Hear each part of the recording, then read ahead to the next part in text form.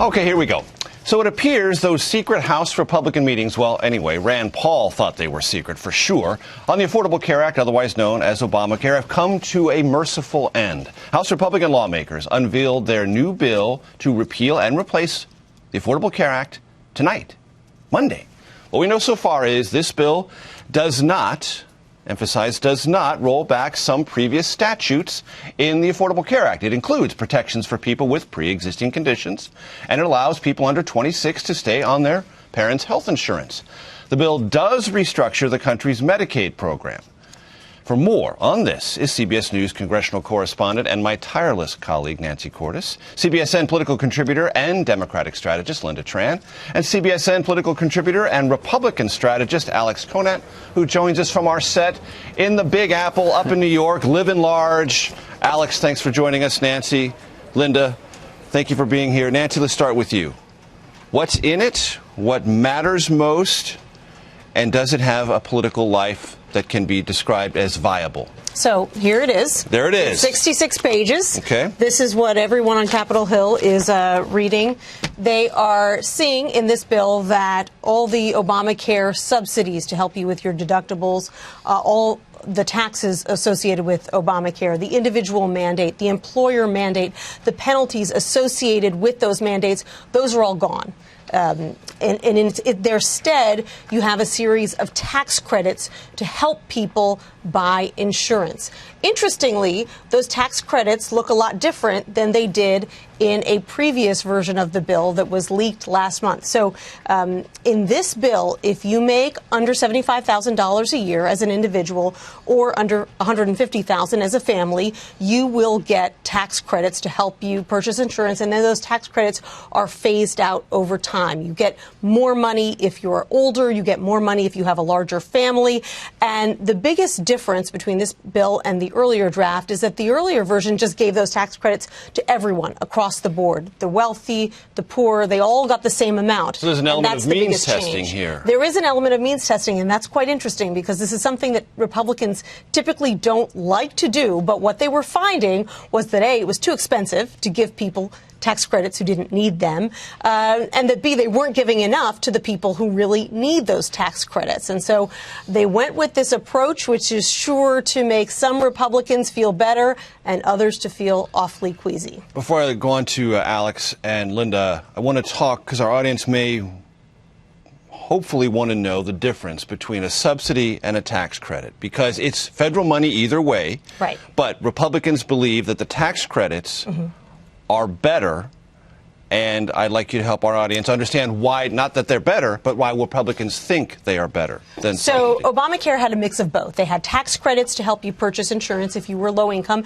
and their tax credits were more generous. Those meaning come up front. Tax credits come right up front. Right. In general, more generous than what you'll see in the Republican plan. But they also provided subsidies to help people pay for their deductibles. So it was this combination of tax credits and subsidies for people who weren't getting insurance through their work. Same thing here. If you're getting your insurance through work, you're not getting these tax credits. The reason that Republicans didn't want to have to do means testing is because it's more complicated and requires the IRS to get involved, because the IRS has to basically check your income to make sure that you're eligible for a subsidy. To qualify for the subsidy, because they come on the back end, not the front end. And so it's more complicated. That's the kind of thing that Republicans were hoping they'd be able to avoid. All right, Lynda, I asked a political question in addition to the substantive ones that Nancy magnificently answered. Politically, do you think this is A, viable for Republicans, and should Democrats brace themselves for the end of the Affordable Care Act? Well, you know, Nancy talked a lot about what's in the bill. What's not in the bill is any substantial discussion about what this is all going to cost and how many individuals will actually be covered under it. I assume that's something they're going to want to work out in the long term. But, you know, what Democrats are most concerned about is we know a number of different things. There were 44 million people who were uninsured before the Affordable Care Act took place. There are more than 20 million people now who have coverage on it. And the subsidies piece is actually really, really significant here, because someone somewhere around 84% of individuals who were covered under the marketplaces for Obamacare receive subsidies, meaning that they are able to afford health care at this particular moment overwhelmingly because they have all of these things combined, the tax credits and the subsidies. The other issue that is a really big deal, actually for some Republicans as well as the majority of Democrats, is the issue around Medicaid expansion. So as we understand it with the bill that was released tonight, there's going to be a little bit of a rollback in terms of any massive changes until 2020. But at that time, there's supposed to be some triggers that come into place where they will actually cap how many people can be covered under Medicaid who have the Medicaid expansion. And so the problem is they haven't yet said how much is this going to cost. They haven't said how many people are going to be covered. And they certainly have made no guarantees that the 20 million plus people who are covered now will continue to have coverage in the future. Alex, key question for any Republican watching this is, can any Republican in the House or Senate, if they are given one option and one option only, to vote to repeal the Affordable Care Act, otherwise known as Obamacare, vote no on this bill? Because that's the decision that the leadership and the Trump White House wants to put before. You're going to get one chance and one chance only. And if you vote against this bill, you're telling your constituents you want to keep Obamacare the way it is. How does that fit for most Republicans as this debate moves from committee markup to floor votes? Yeah, I mean, that's the $1 million question or the $1 billion question for the Republicans. Maybe $1 trillion question. Moving forward. Yeah, we don't know how much it costs. Yeah. Look, there's not a Republican in Congress who has not pledged to his voters or her voters that they are going to repeal and replace Obamacare. That has been the number one talking point for every Republican candidate since the moment Obamacare passed. And so, yes, this bill, I think, is a step forward in terms of offering more details on what the replacement will look like. But you're right, there's a lot of members that want to first repeal it altogether. And then there's going to be some members, including people in some states like Ohio, like Rob Portman, who don't necessarily want to replace it with something that's not going to insure as many people that were insured under Obamacare. Look, as Donald Trump actually said rather astutely the other day, healthcare is really, really complicated, and this is going to be a complicated, not just complicated policy, but the legislative tactics of getting this over the finish line are going to be incredibly complicated, because not only do you need every single Republican, but at least in the Senate, you're going to need 8 Democrats. Sitting here today, I don't know how you get to 60 votes, but I think this is a good first step. I'm impressed with Paul Ryan's handling of this so far, in the sense that he at least seems to be doing his best hurting the House Republicans to support this. I would be surprised, in answer to your question, your original question, I would be surprised if many House Republicans actually voted against this. And in the Senate, on parts of this, they'll be able to do with 51 votes, because they're going to work some of it through the reconciliation process, which means putting it in with the first round of a budget resolution. That's a 51 vote threshold. You won't need 60 for at least parts of the repeal and some of the replace. But some of the other parts, you will need 60. And on this question, Lynda, I want to put to you, does this really come down to a reductionist argument for Democrats about how many people you're covering? Is the number larger, equal, or smaller? And is that the wedge against Republicans? I think it's a really important point for Democrats that we not go backwards. And so we're now at the point where the lowest number of uninsured in America, that's where we're at, and 20+ million people are covered under Obamacare. And so in order for Democrats to work with Republicans on any sort of improvements to Obamacare, it would have to take us forward instead of backwards in terms of the number. The other piece of this, though, has to be cost. And this is where I think the challenge comes in for Republicans. So it's very, very difficult, I think, and I think that the White House is coming to understand this, as many members of Congress have always understood. It is difficult to cover that many people and not have it cost more. And the Republican aides who were briefing us on this new bill couldn't or wouldn't say how many people will lose coverage under this plan. They are still crunching the numbers. They don't know how much it's going to cost. They're still finalizing the amount of the tax credits. If it turns out that this bill is not revenue neutral in budget speak, in other words, it doesn't add to the deficit, doesn't take away from the deficit, then they'll have to tweak the numbers again. And so they have a plan, but it's not really a plan you can take to the bank until you can compare the numbers in it to the numbers numbers in Obamacare. Two numbers to keep track of. Numbers of those covered and the actual cost. Alex, do you want to jump in real quick? Yeah, I was just going to say, let's not forget that the status quo itself is not sustainable. We're seeing premiums going up, deductibles going up, a lot of insurance plans leaving the markets. So, in fact, it is not a given that over the long term, over the next couple of years, as many people who have health insurance right now will be able to keep their health insurance if we don't have big reforms. So I do think that there is pressure on Democrats to be open to some reforms here because Obamacare, as it was originally designed, is not working. The Associated Press reported today 3,000 counties in America, one provider, possibly no providers if the insurance markets keep contracting. I want to shift our attention to Executive Order Travel Ban 2.0. Lynda, your assessment of it. The White House still thinks net in a meta political conversation, national security, strengthening the borders, it's still okay for the president. Not as good as it might have been, but 60-40 at worst.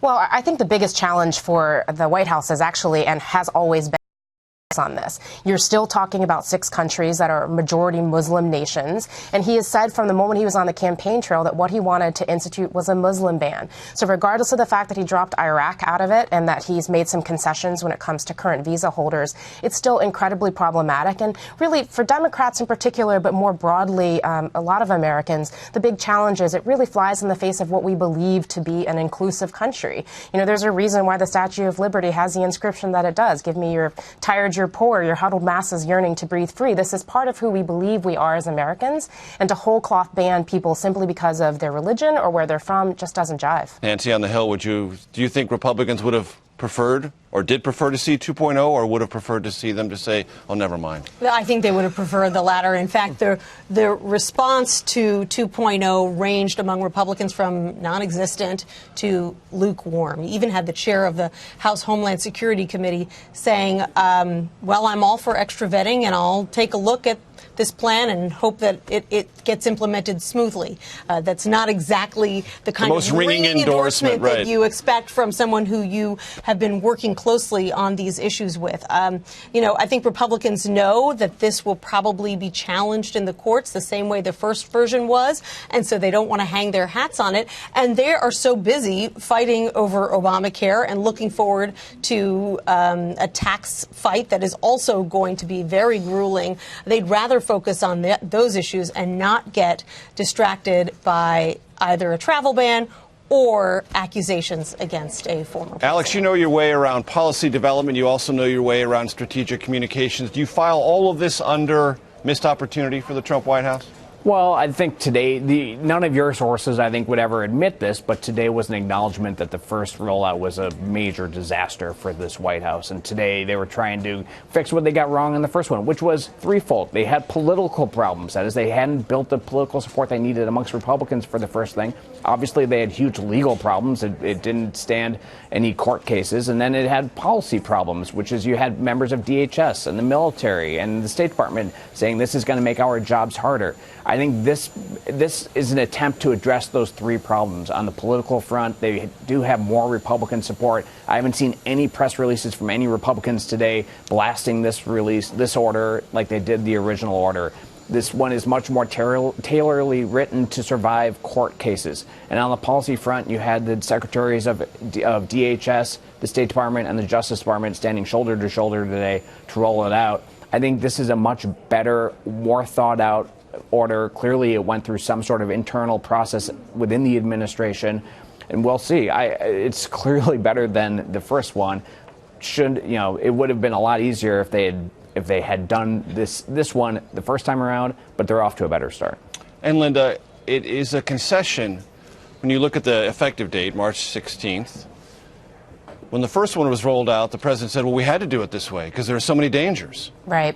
There were so many dangers. You're not even aware of how many dangers there are out there. We couldn't let anybody know. We had to create this sort of ripple in the universe and get everyone off their game and off balance because we have to protect the country. Well, that was put under a temporary restraining order, so that never happened. That protection never happened. There was a lot of confusion, but no protection. And now the protection, such as it is put off into the future so everyone can plan for it. Right. That seems to undercut one of the original justifications. Yeah, I mean, the whole national security threat argument is hard to swallow in any case, even in this particular rollout, because the White House made very clear that they had intended to roll it out much earlier than today, and they chose not to do so because they basically wanted to ride out the good press from the president's well-received joint session of Congress. And so it's hard to believe that that actually is the underlying factor. Add to that the fact that the countries that are listed on this ban actually are not the origin countries of any of the folks who have committed terrorist acts in the United States since 9/11. And so it's really hard to believe that argument.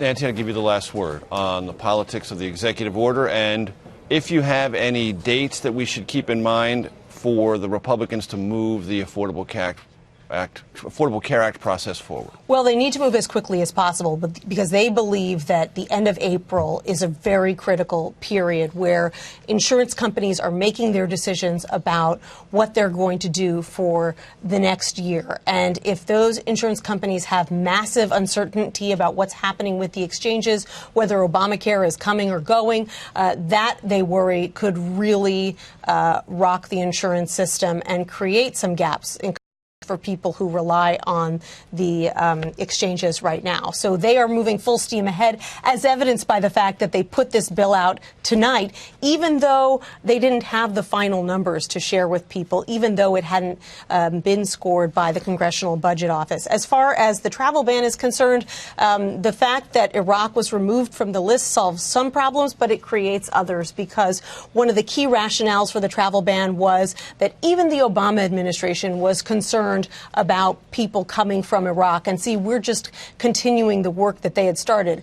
Once you remove Iraq from the list, that argument disappears. As well as others. Nancy Cordes, my colleague on Capitol Hill, thank you so much for joining us. Lynda Tran, thank you so much. Alex Conant, up in New York. Thanks. Have a wild night up in Times Square. Do something fun for me, will you? Will do, Major.